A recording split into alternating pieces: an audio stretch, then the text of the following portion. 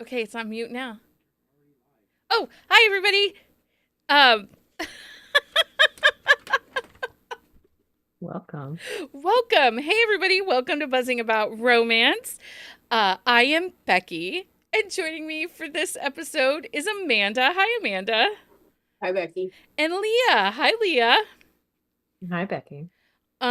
So how's everybody's weekend been? It's a little bit of cold where Leah and I are. Um, Cold. but Amanda, this is like your perfect weather currently in the southern part of the US.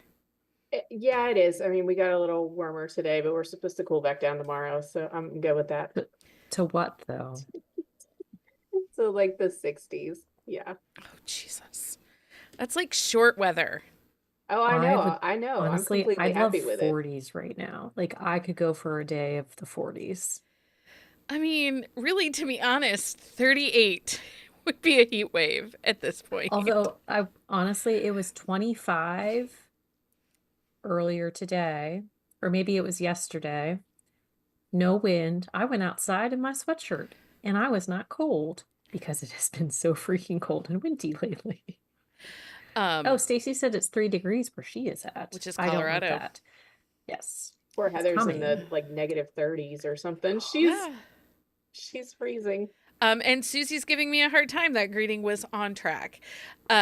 It was Ugh. Susie, because when we went live, my YouTube volume, the volume was up on my iPad that I used to watch the chat, and you could hear the music. So I'm like, real quick, trying to turn it down, not paying attention that we were live. So I do that more often than not. Like,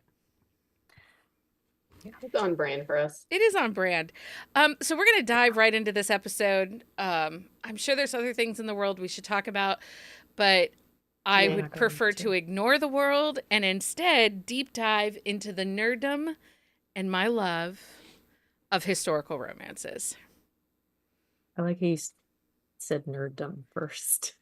Yeah, because I was a little extra. Like, as I was sitting here working on this doc, like, the excitement, the exuberance in which I was like, oh my God, yes, this book or this book. And also, Honestly, Amanda and I are just kind of along for the ride tonight.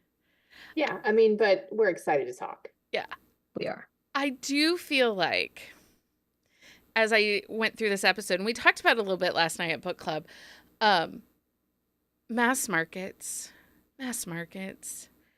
I Hmm. feel like I should write poetry to how much I love mass markets.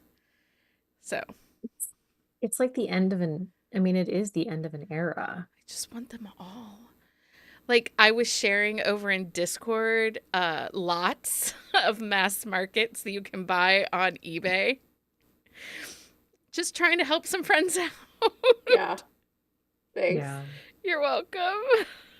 But anyway, You so know what I did? I just ignored those posts and just kept on scrolling. you just stop it. So welcome to this episode of Buzzing About Romance. Today we're traveling back in time to dive into the enchanting world of historical romance. From the sweeping ballrooms of the Regency era to the rugged landscape of the American frontier, historical romance has been captivating readers for decades.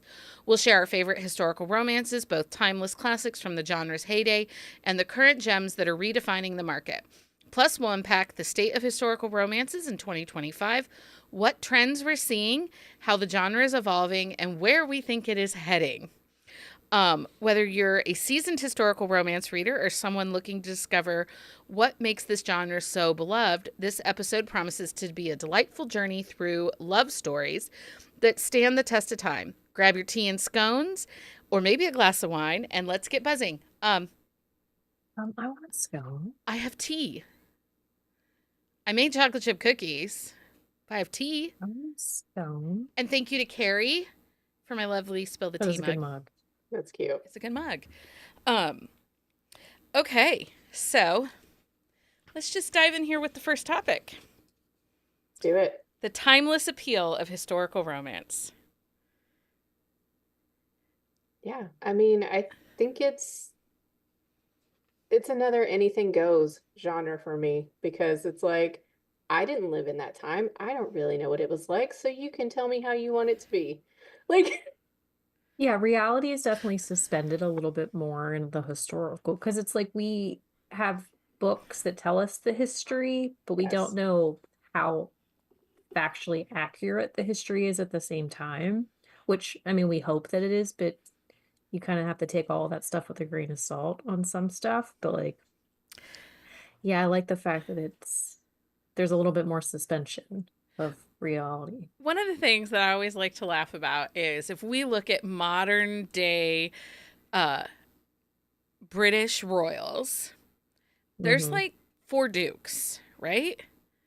Yeah. Four dukes. I'm sure there's more than that. We just don't know about them because there's like different levels of dukedoms, isn't there? No, no. But the I ones don't they know. talk about, like, I think there's only like, I'm sure there are much more than four. We just don't know about them. Let's Google it. I am. Hold on. Right now there are 24 non-royal dukes, 7 royal dukes, with a total of 31 dukes. However, if we Well, take there you into go. There's a account, lot more than there's a four. lot more than I thought there was. What I was gonna say is if we take into account all of these authors writing in Regency romance, there are thousands of dukes. yeah. And they are just waiting Yeah, for me and my skirts. but if you think about it, like in contemporary, there are thousands of billionaires, which I mean, yes, there kind of are, but there's not as many billionaires in the world as there are like in the romance world. Well, and we talked about this because the books we read in the 90s, they were millionaires because This nobody is was a true. billionaire yet. Yeah. Well, there might have been like one or two, but they were like odd. Sue's asking, Yeah, are we'll the get to books in that. the We'll get to okay. that. I have Oh, that as one of the okay topics. though. We will cover that here in a second. So, some of the universal themes in historical romance: forbidden love, societal expectations, and family duty. Yeah, The drive to have babies. Yes. they must produce an heir. Yep. Everybody is having the sex and trying to get knocked up. Yeah. I mean, I think that, also in this time period, like, especially like Regency, Regency has taken place after the Renaissance.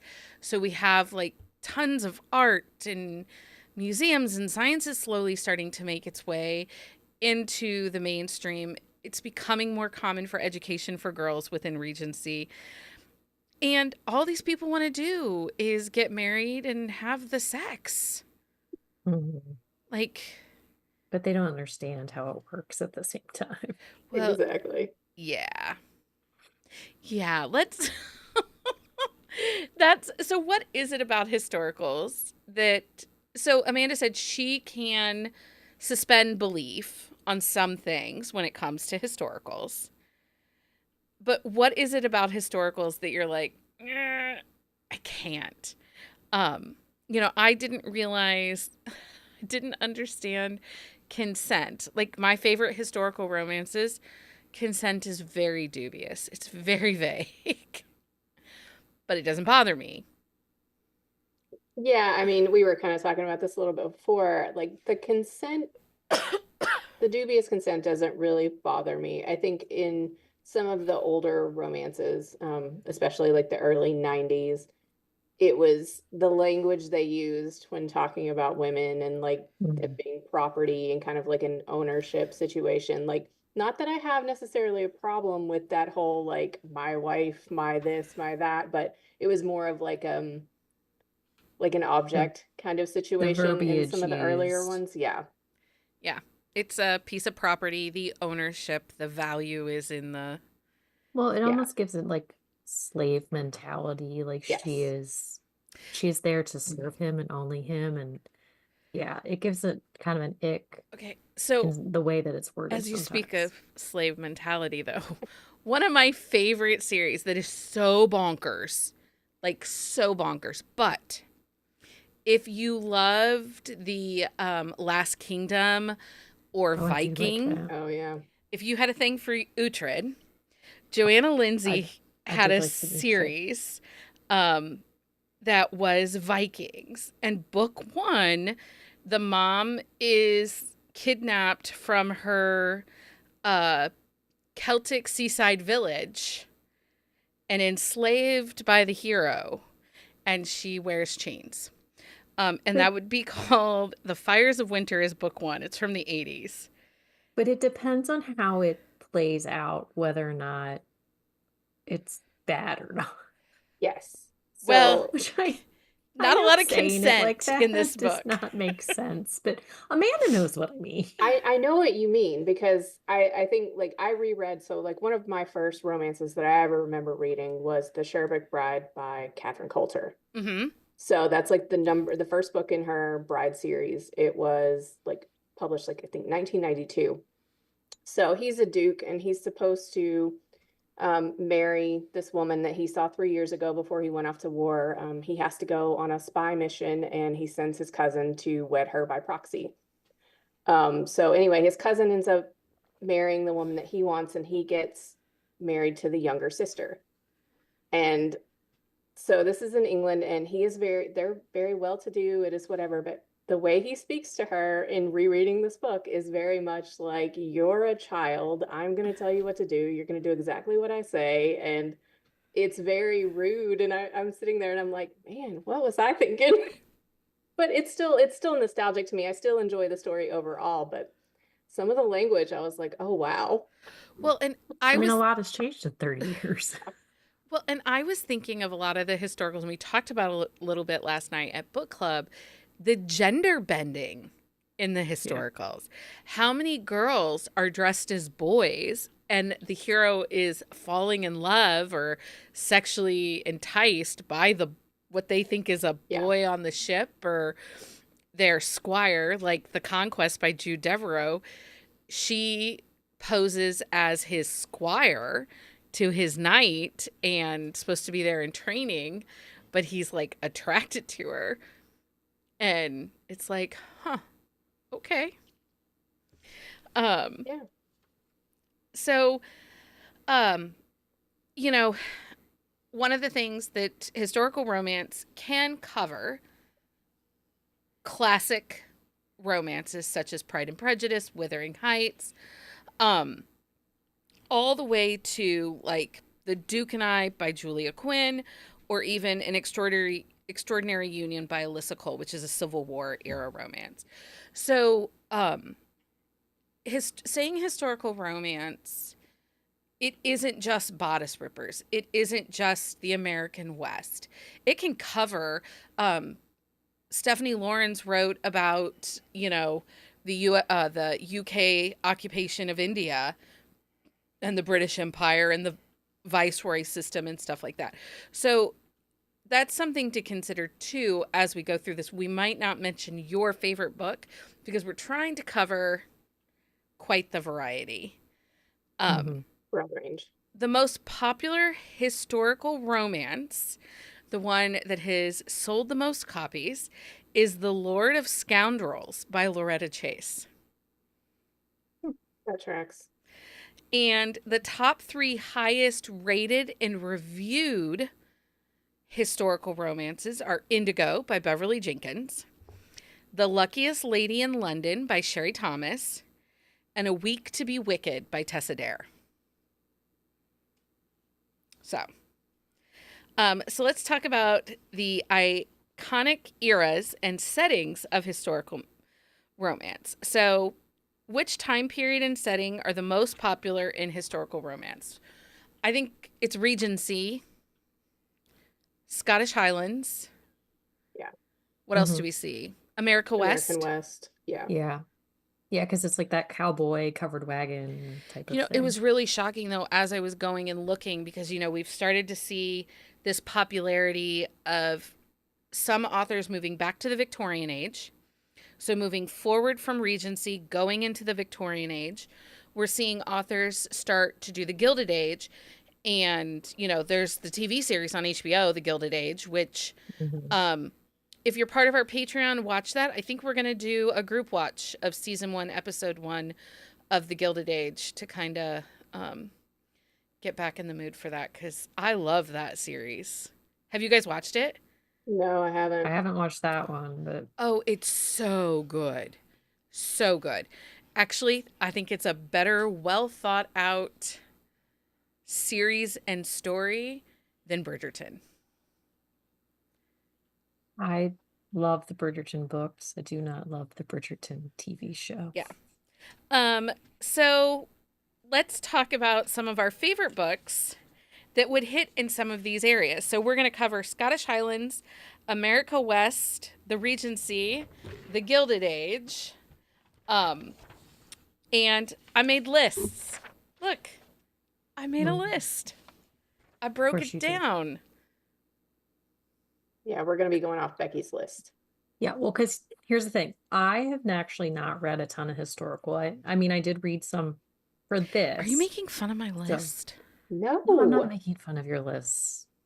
we're talking Like about the your fact list. that Leah and I do not have that many I think I have recommendations maybe outside of 7 your list. books, I'm here. possibly 7 books. I Um, don't even have that many. Well, and one of them is like a full series, so Yeah, it and I doesn't. think we have the same one. Yeah. so let's just talk I'm about sure that we first don't, one. because mine That's is American We're West. going to Scottish So, Highlands first. Let's talk about the one that we think everybody needs to read that is really well thought out. It's really stinking sexy. And that is the Maya Banks, the 2 different series that she has that take place yes, in the Highlands. So we're talking about the McCabe trilogy and the Montgomery and Armstrongs. the I McCabe only read the trilogy is McCabe's, but yeah. it's real good. Well, it's Maya Bank, so like I know the other ones are going to be good too. I only did McCabe also The because Montgomery Armstrongs are time. my favorite because the heroine in that first book, she pretends to be mute um, because she's gets injured and is hard of hearing and just stops talking because she doesn't know how loud she is. I mean, that's fair. And so they all Interesting. think that she's dumb when she gets married off. They think the king has ordered her to be married, and everyone's like, she's not right in the head. Yeah. And he thinks that she, doesn't have all her wits about her, and she's trying to seduce him. So the first 30% of the book, you're kind of like, I think she has her wits, dude. Wake Yeah. up. Well, and that's one thing I appreciate about Maya Banks, like in general, is she does not write too stupid to live heroines. Like they Rarely. might have moments of dumb because I mean, she's female. So, but yeah, That is I something we appreciate do the get. strength. We do kind of get a lot in historical And romances, but not in the Scottish Highland ones. There's very few that I think, oh, that heroine, she wouldn't have lasted 2 minutes in a Scottish winter. and I think that's one of the reasons that like I don't always like historical is because I have a really hard time with that kind of Yeah. heroine. Yeah, An- that's a good point. Another Highland series that I love is The Highland Guard by Monica McCarthy. Um, Especially for those of you that love like security forces and the over the top protectors, the military styled contemporary romances, read The Highland Guard. They all have a very, like, there's the chief, and then it's all their positions within the guard. Okay. Um, the swordsman's, the marksman, whatever their ranking is, and how they work within their group. But these are like, for Scottish Highland time, elite killing machines, They're but with so sexy crazy. times and kilts and no Yeah. running water. Stacy said Donna Fletcher is her go-to for the Highlanders. Yeah. The Bride by Julie Garwood. Yeah. I mean, it's Julie It's Garwood. Julie It's gonna be Garwood. good. When a Scot Ties the Knot by Tessa Dare. That's part of her Castles Ever After series. It's another one of my favorites. A Gentle I think Feuding. I've actually read that one. A Gentle I've read a couple Feuding by Tessa Joanna Dare. Lindsay. I So- read that one a long time ago. So good. It's so good. And The Kingdom of Dreams, which is Westmoreland book number 1 by Judith McNaught, which is really interesting because she wrote Whitney, My Love first, and A Kingdom of Dreams is actually about his, like, great grandparents and the tradition of the family and stuff. It's really, I love it. That's I've interesting. not read Donna Fletcher, um, but I don't think she must be as well known. Wonder how long she's been publishing. Okay, do you guys have any other Highlanders that you love that you feel like we need to talk about? No, No. the only ones I got to were the McCabe's. Okay. Well, next we'll go to There's the probably a American lot of West. no from us tonight. Let's go to the American West and some of the older American West romances. There are problems. Oh, We yes. recognize that there are problems. There's problems in the treatment of the indigenous people, the way they're portrayed in these books, the colonization of land, the stealing of land, the ones that take place in Texas that are dealing in that time period of, the Mexican American Revolution and all of that. Like, we get it. Not perfect. But for the sake of this moment in this episode, we're going to pretend that they're still okay. This is where we suspend belief and don't believe that we're terrible colonizers. Man. Okay, so the Lorraine Heath, the Texas trilogy, that is apparently Gloria's like Oh, she goat. was raving about that Oh, last yeah. night. Yeah. Raving. Like, For the Roses by Julie Garwood. This was actually made into a TV, like Hallmark TV movie. I watched it. It's really terrible. I've seen that too. Jennifer Yeah. Garner's in it. Yeah, it's bad. They Was it her? changed. Oh my It gosh. is. It's like cheesy, like after Yeah. school special type They movie. changed the story some. Yeah. Well, But one of the course they did. things that book I really loved was the found family aspect. Like, because, she's found in the alley by this band of brothers who are orphans living on the street in New York, and they head east. And there's one of the brothers that is a runaway slave. And, you get his story of his mother and what she sacrificed to get him there. And then eventually they name her Rose after his mother. And eventually Mama Rose shows up in the book. But the way that Julie Garwood did that is you have For the Roses, and then she wrote 3 novellas for 3 of the 4 brothers, and then another full-length novel, come spring, that closes out the series.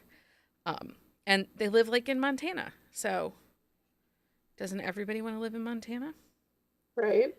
Another one is The Yeah. Hell's 8 by Sarah McCarty. If you want over the top, kinky, sexy cowboys in the American West, try that one. But again, the language is a little dated. Prince Charming by Julie Garwood is another one of my favorites. This one is really interesting because it's the Western movement. It's moving west, but trains have already started to be laid and stuff like that. And they go west, and he is grouchy. Like, I think he might be the first grumpy hero that I really fell in love with forever and ever. So that's another one I really like. Twin of Fire, Twin of Ice by Jude Devereaux. She deals with the mining and the aspect of small town living in the mining in the western states. The really interesting one about that is those 2 books, actually the storylines run concurrent. And so one book is in one twin's point of view and the other book is in the other twin's point of view. They each have different love stories, but they've actually swapped. Like, Ooh, twin swaps. it's a twin swap. I do like when books do that, but it has to work. Like, it's really hard for it to make It has sense to be a and to really work well. has to be a really strong writer that gets everything like And a good editor yeah. also. Let's see here. Elizabeth Lowell, she wrote a lot in the Sierra Nevada mountain ranges with wild horses, lots of wild horses. And she deals a lot with writing even some of Like one of the heroines is she was native raised, like she's half native, and she's sent to England Hmm. to Oh, I think I read that. I'm pretty sure I read yeah. that series. See, this is the thing. Like, these Yeah. are those books that, like, as we're talking about those, I'm like, yeah, I totally read that a long time ago. Yeah, and she But has I a way read with it. horses Uh-huh. and Yeah. yeah. She was Yep. like the horse whisperer. Like, Yeah. yeah. Um and then we have so then we go into Regency. That's the next popular time period is Regency. And of course, you'll find everything from Lisa Kleypas to Tessa Dare to Sophie Jordan to Judith McNaught to Stephanie Lawrence to Mary Jo Putney. Um, can we talk a little bit about Stephanie Lawrence and The Devil's Bride? That Sure. book, that was like, I read that first book scandalous. Like there was more sex in that book. You know, we give books a hard time that have like multiple chapters of sex scenes. That book did it, and I was not sad. And I just recently did a reread, and I'm like, oh, this book is spicy. Yeah. And this lady just keeps writing. Like, because she has the Sinister Brides.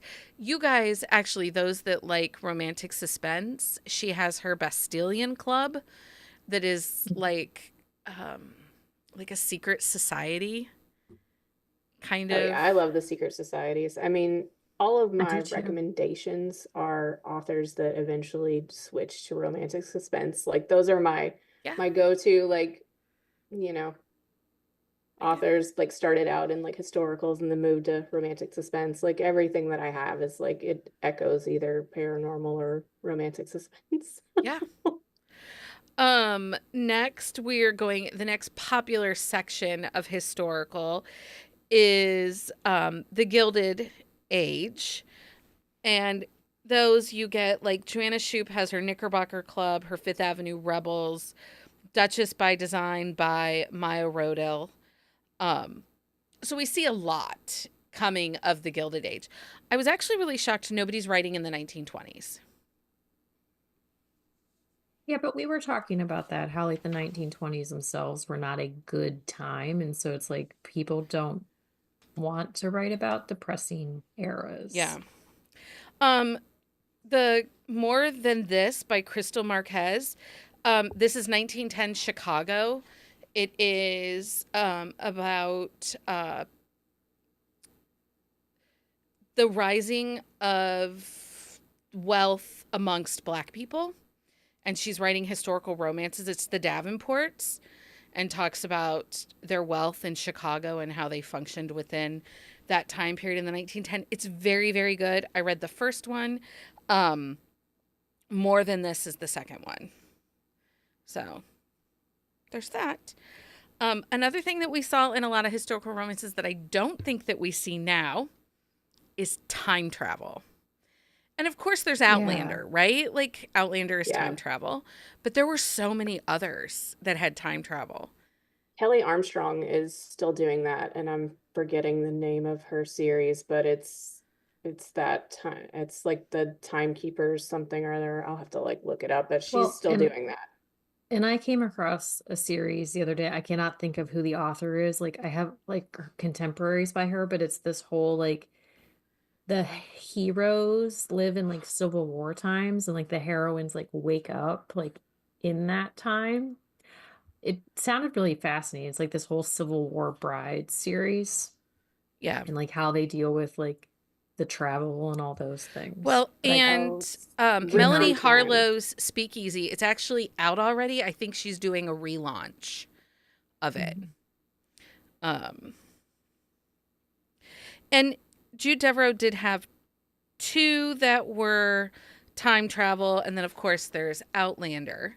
Something interesting about Jude Devereaux, because we all know, like, I have a problem. She actually wrote pretty much every time period. She has medieval with her Black Lion series. The Raider, which is the start of the Montgomery Taggart family in the U.S., is Revolutionary War. Mountain Laurel is the Louisiana Purchase and moving west. Twin of Ice, Twin of Fire is mining in the western uh, countries or states.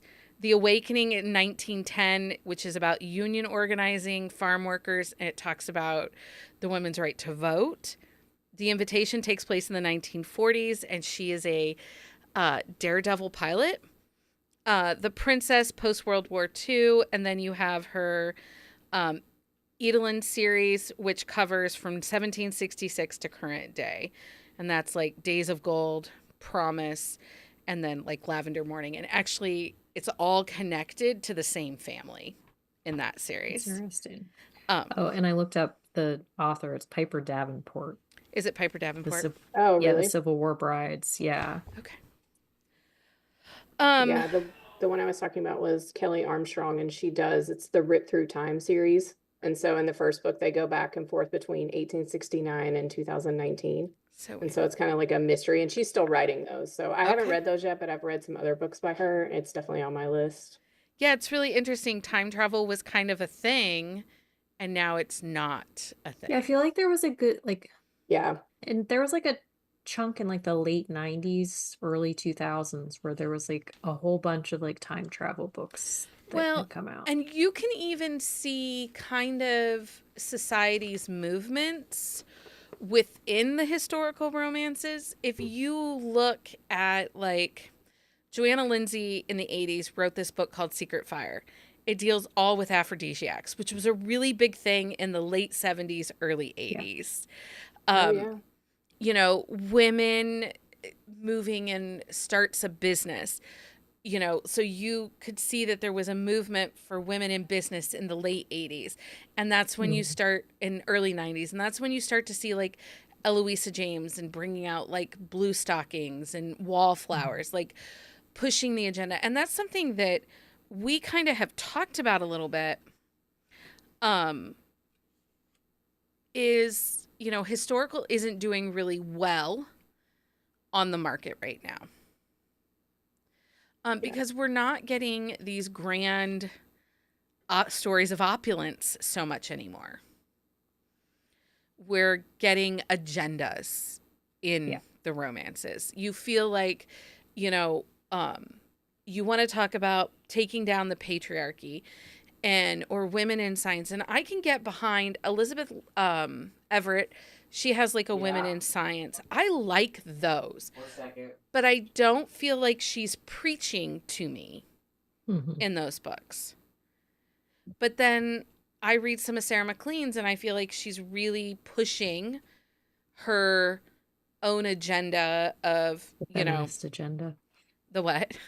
The feminist The agenda. feminist agenda. And, you know, am I a great feminist? No, I'm absolutely not.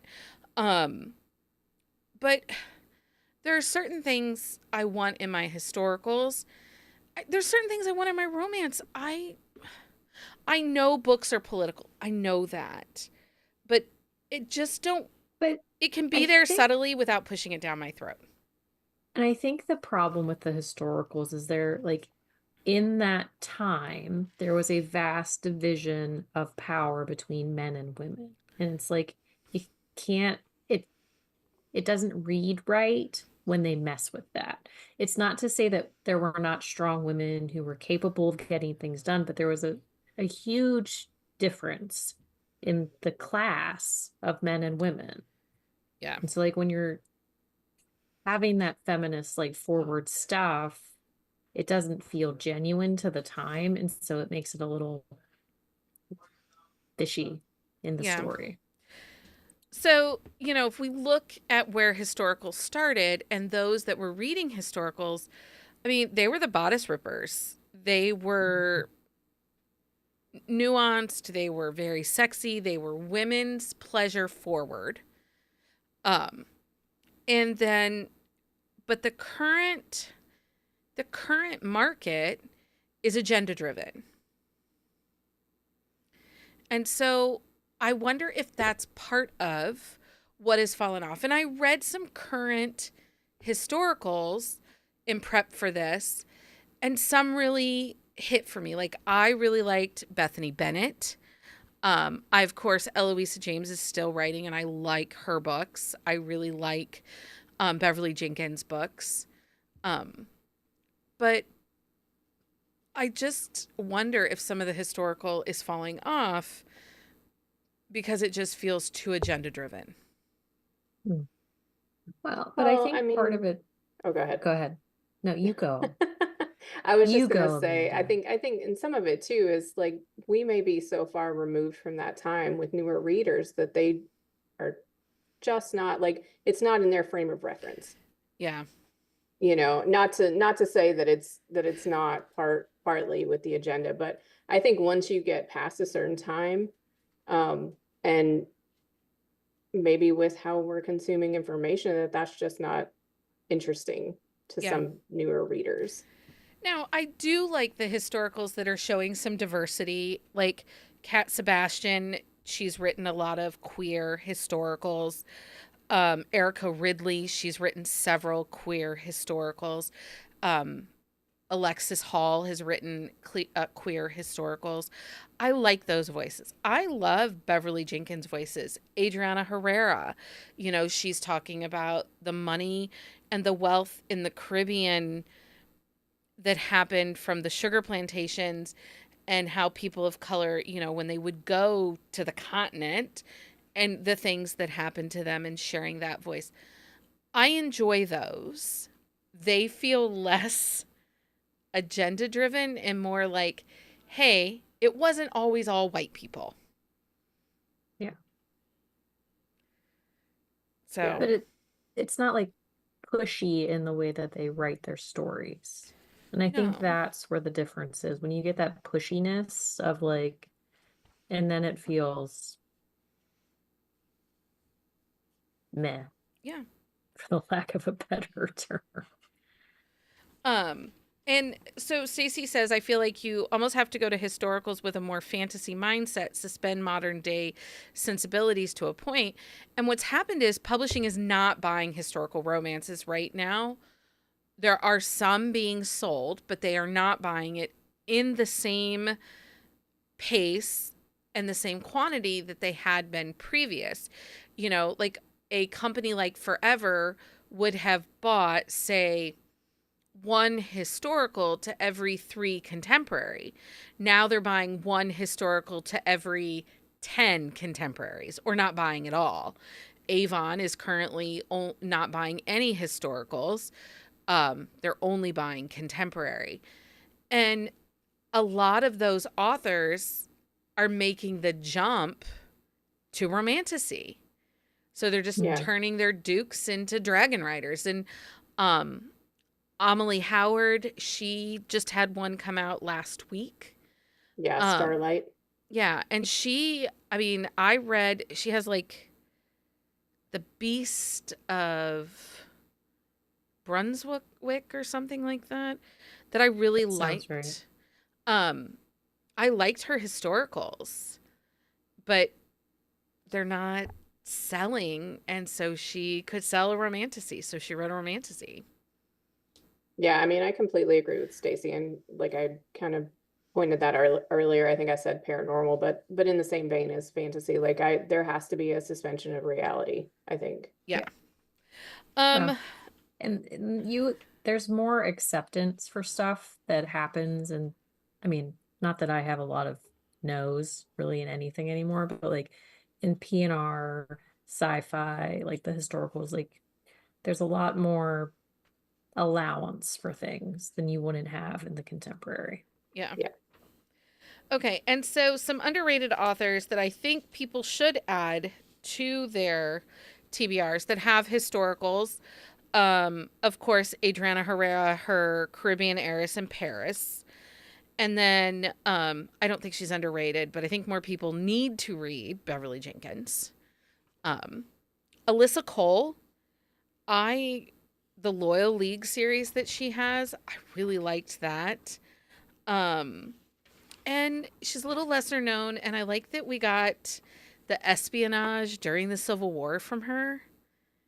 Um, Piper Hughley, she wrote The Preacher's Promise and The Lawyer's Luck.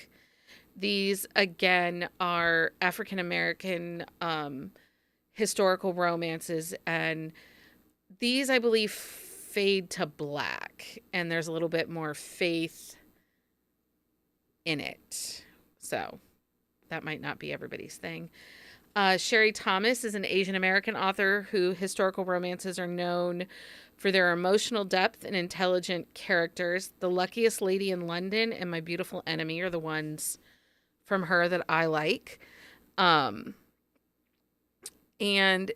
Sherry Thomas might not be for everyone. She gets really, her historical settings are considered lush. If you want to know about ballrooms, if you want to know about textures of fabrics, she gets a little caught up in the details, I guess I would say.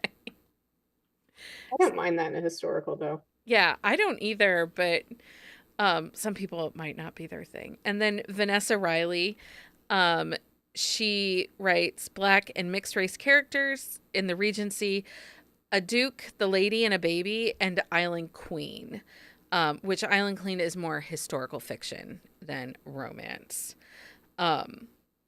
So those are ones that I like there.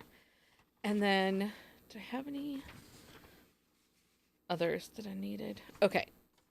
So, one of the questions that we have been asked a couple of times is, because this is 2025, technically anything that is 20 years old is considered vintage, and anything older than 50 years old is considered historical. Okay? God.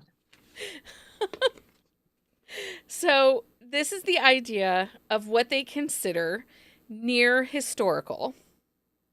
Books that would take place from the 1950s to the 2000s would be considered in this. Those are the decades to consider in this description, okay? Industry-wise, there is not an official name that is widely recognized for books set between post-World War II and the 2000s, but then often fall into a few subcategories based on their themes and setting. So there's mid-century romance. These would refer to stories that are set from the 40s to the 60s, often exploring societal changes post-World War II, the rise of suburban life, the space race, or the cultural shift in the 60s. So there is that to consider. That I don't like any of that. Then there Like, none of is. Okay, wait, it gets better. Thank you for making me Yeah. feel Wait, it old, gets. I have Becky. more. It gets worse. It gets It better. gets worse. It's I know better. it It does. gets better. I stopped reading once I hit retro. Yeah. Like There the is- word retro, I just stopped. I read this to my Because husband last night. He was like, I am "What?" retro, according to this. There is a vintage romance. This is a broader term that can encompass stories set from the 40s to the 80s, capturing a nostalgic look at fashion, culture, and historical milestones. Retro romance would highlight stories that embrace the aesthetics and culture of past decades, commonly the 70s to the 90s, often with a focus on music, fashion, and pop culture of the era. Modern historical romances. This term is increasingly used for books set in the late 20th century.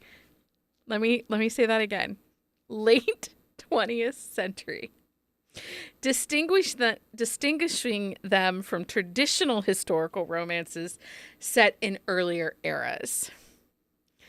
Contemporary historical romances is a niche term describing books that blend contemporary romances, writing styles with a historical setting that isn't too far removed from modern times. Again, 1950s to the 1990s.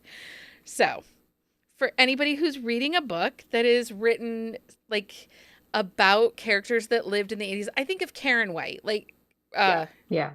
she wrote, or Karen Gray. Karen Gray is the Well, yeah. Well, that's It's her the author same name. person. Karen Author White name. is her narrator name. Narrator name. she wrote her books that take place in the 80s, and it focused really on fashion, music. Those would be retro romances. Yeah. And then if we look at the ones that take place that kind of around like that Dawson's Creek vintage book that, those books that she Yeah. wrote, I would say those are contemporary historical romances. It's something that we remember that's well within our understanding of AOL dial up. Like we know that sound. They would be things that Stressing sound. It was a the stressing majority of sound. us would understand.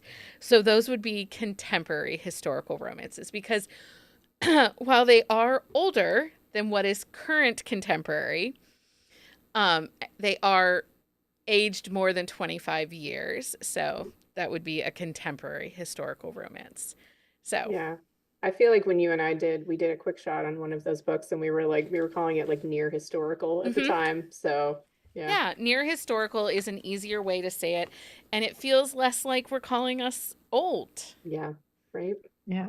Stacy is asking, but they need to be written recently to be considered historical fiction versus vintage. Yes. It's not when, but it's not necessarily, it's when the book is set, not when the book is written, No, though. it's when the book is written.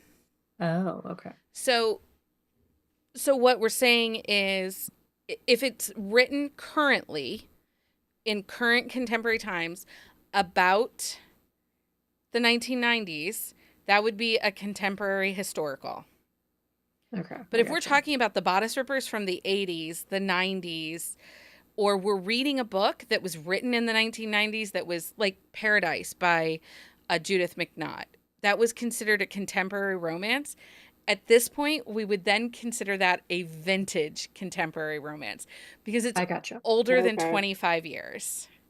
Oh, so all of my Nora Roberts categories. Yes, Yeah, she's those vintage. She's are okay. vintage. All right. Technically, all of the She's um, almost mid-century, yeah, but she's delightful. yeah. Anything that would have been written and published in a Okay. contemporary time is considered that would be a vintage romance. I It's don't not mind In that other term. currently words, being written. we're old. Yeah. I don't mind the term vintage. I mean, because I always associate it with wine, so I'll take it. I always associate with like vintage clothing stores, and they were always really cool. So So I'll like stick with it. some of the older Nora Roberts, even her older stuff that she wrote in the 90s would be considered vintage romances because they were contemporary of that time that Oh we're reading man. currently. Yeah. Oh, Jen Allen says we should get some of this free love 70s historicals. Yeah. Could you imagine, like, if somebody went to like that era, just wrote a bunch of books, like the chaos that would ensue? I think that you could really easily do like a why choose Yes. Yeah, Molly driven Woodstock romance. I would read that. So technically Jane Austen would be a vintage contemporary. Yes. Because it was written and published during her contemporary time, but it's old to us. Yeah. So, Interesting. yeah. If the book is written, so if somebody's writing Regency now, then it's a Regency historical romance. Yeah. But if they were living in the Regency and wrote the book during the Regency, then it would be considered a vintage contemporary. I mean, that makes sense. It's just It like I does. hadn't, it's like turning my brain around it. Yeah. Well, I think about like the Judith McNaught because I loved Paradise and then she had several books, but it also made me realize that the first couple books in Julie Garwood's Buchanan family Yeah, exactly. are vintage contemporaries. Most of them Yeah. are vintage contemporaries. So, anyway, anything older than 25 that was written at that same time period that the book is set in, if it's considered contemporary for when it was published, it is now considered vintage contemporary. Yeah, I'm gonna have to sit with that and think about it. But yeah, I mean, it makes total sense, but I just was not prepared for my brain to I go need to there wrap, tonight. yeah, I need to wrap my head around that Yeah. and the oldness. And anything that's currently written that takes place like in the 80s or 90s would be considered historical contemporary romance. Just, I hope that Yes, we clears do things not have to up. like it. You are correct. It may make Yeah. sense, but we do not have to like it. Yep. Anyway, anybody have any questions? No, I think Not I am done now. for the night. Are you I'm done done. now? Like we Yeah, can I'm You just done. broke be us. done. I'm just done. I'm I'm sorry that I broke you. Oh my goodness. I didn't know that was. Like, I don't even know what to say to that whole spiel.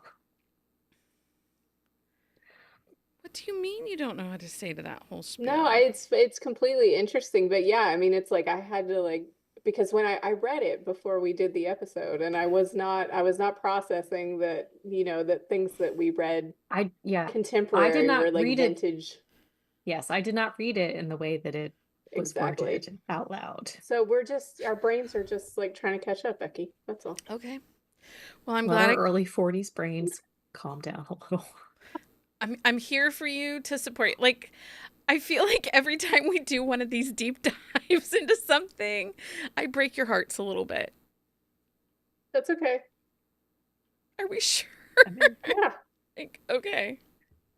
hey, Becky, wild hearts can't be broken. Wild hearts can't be broken.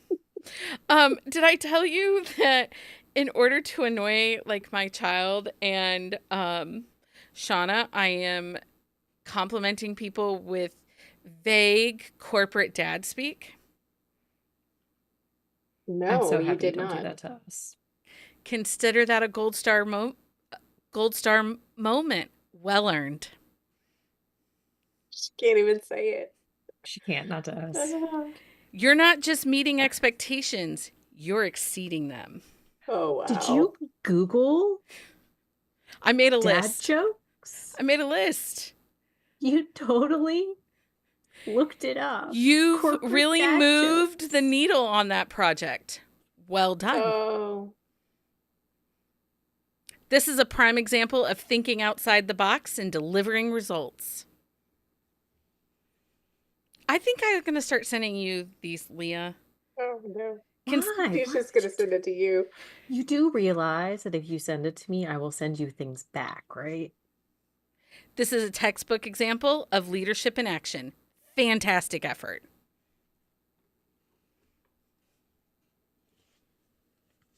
Oh no. Best friends. Leah's like, I don't have to answer your phone calls, you know. Leah's like, I'm so done with you. You know, it's Just fine. for My face tonight. hurts now.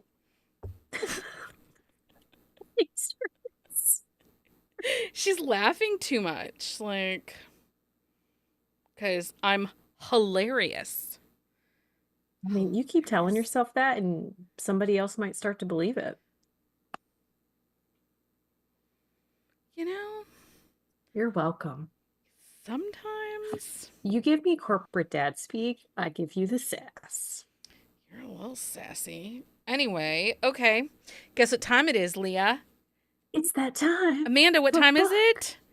Book Of of the the week. So I feel like we haven't done that like recently. Well, Have we forgotten?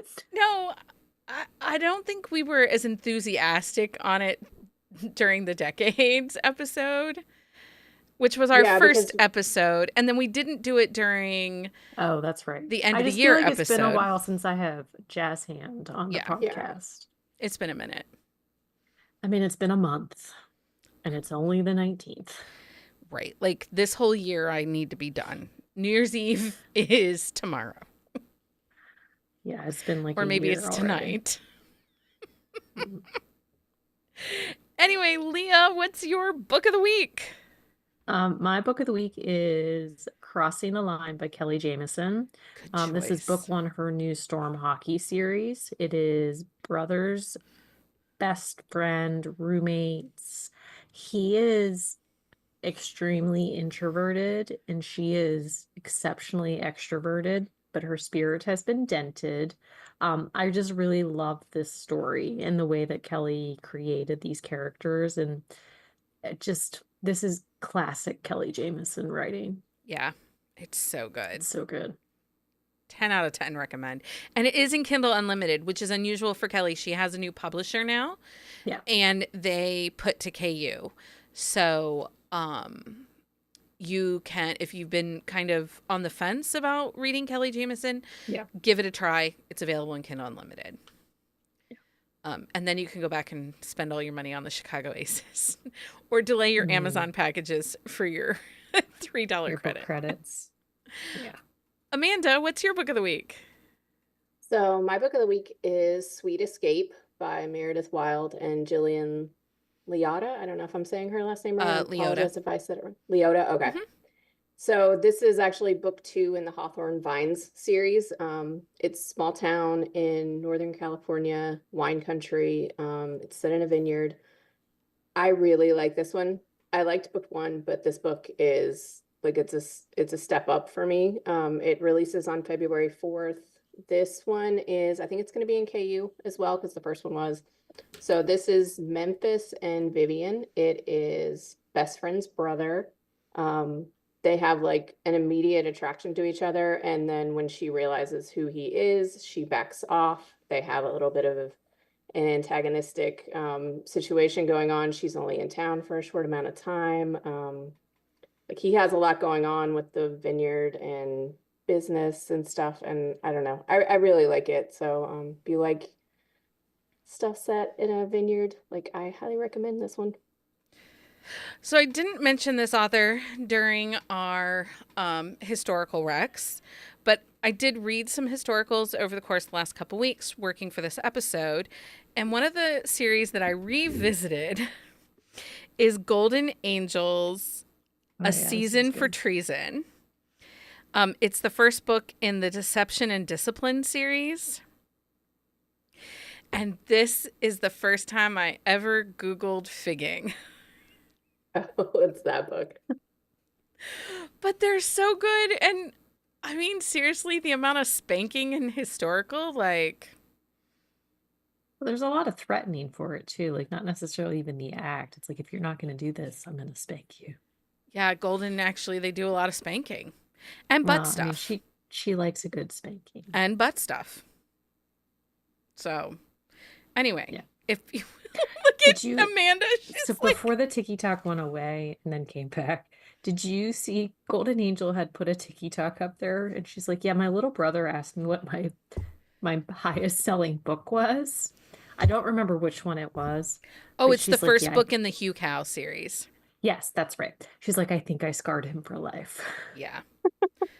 I have a signed copy of that book, and I am not surprised by that, because you do love your Hugh Cows. Well, I got to meet her. I know. At when I went up to CalypsoCon in Michigan, and I crashed a signing just to meet her. Because I love, like, I watch her TikToks a lot, and like when she made her Renaissance fair dress, and it's like, she's not a one-hit wonder. She can do it all. She can. She's amazing, and I do love her books, and they are sexy and kinky, but they do have stakes. There might not be as much plot like in the Hugh Cow book, but in this Season for Treason, they actually the women are spies and going into the ballrooms and working, I did really like this one when I read it. Yeah, it's really good. So I highly recommend it. And Golden is just like the kindest human. So anyway, read her books. They're sexy. Swag pack sponsor for January is author Rebecca Gallo. So make sure that if you're interested in getting your swag packs, the next one will go out in March. It'll have February and March's books, or March's stuff in them. I just mailed the international people for December, January's, because stamps. People have to get stamps. So those should be hitting mailboxes in the next like 10 to 12 days. Make sure you are back here Wednesday for our discussion of The Search by Nora Roberts. Currently listening to the audio. Tanya Ebby does it. It's very, I've very read good. her. It's very, very good. And I forgot how much I love this book. You know, when Amanda picked this one and when she recommended it, I was like, oh, yeah, sure, I'm fine with whatever. I forgot about all the dogs. Yeah, that was we had narrowed it down to a short list, and I was like, we should do The Search because of the dogs. Yeah. So I can't wait until Wednesday night to talk about Jaws. So adorable. Anyway, for a list of books we talked about this weekend, please visit our On the Shelf show notes at buzzingaboutromance.com. For a list of books, oh, yeah, hey, that's the same thing. That's the same sentence twice. Oh, you copy and pasted I and got did. excited about it. I So you did. did twice. No, I had, oh, wait. I don't know. You can find a current list of books for our upcoming Wednesday episodes on our website. I thought maybe I pasted it 3 times.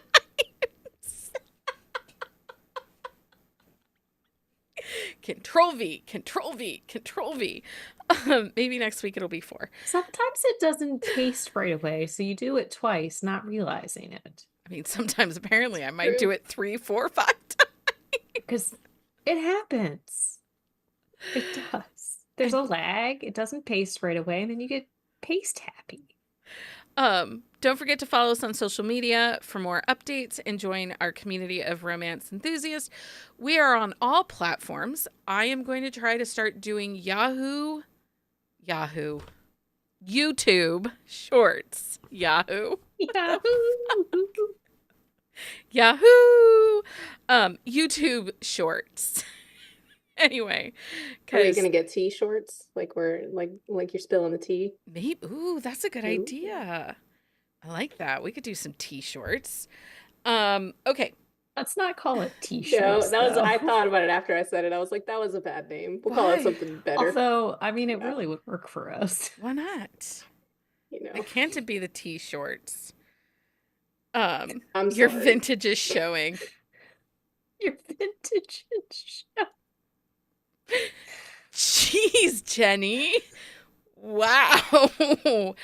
Okay. Oh. If you loved this And episode, on that note, if you loved this, please leave a review. No age comments, please.